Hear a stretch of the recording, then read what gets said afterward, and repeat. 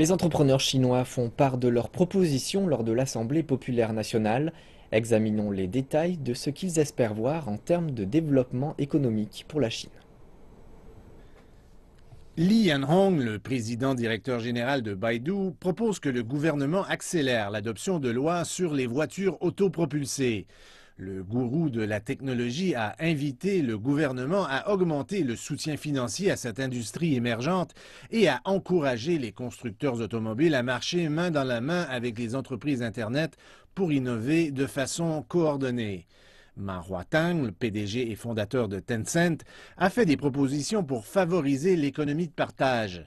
Il croit que cela deviendra un nouveau moteur pour le développement de la Chine et aidera le pays à passer à un modèle de croissance mené par le secteur des services. Li Xiaolin, le président du groupe immobilier Linda, pense que le marché du logement dans les villes de 3e et 4e niveau sont dans un état d'offre excédentaire. Régler la situation dans ces villes devrait être une priorité.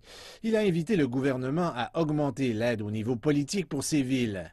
Wang Qinghai, président du producteur laitier Wonderson, a expliqué que son secteur fait face à de plus en plus de compétition de la part de joueurs internationaux dans le marché chinois. Je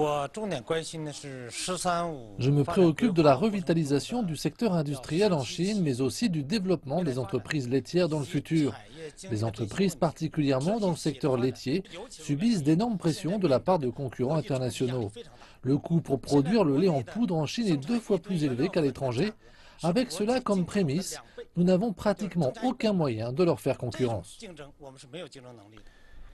Lei Jun, le PDG et fondateur de Xiaomi, a apporté 2 propositions lors de l'Assemblée populaire nationale. Une au sujet de l'Internet dans les zones rurales, l'autre sur la modification du droit des sociétés.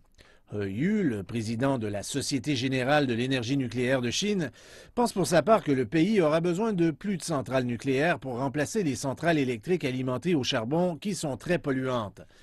Il estime que l'énergie nucléaire représente une relativement petite partie de l'approvisionnement en énergie du pays.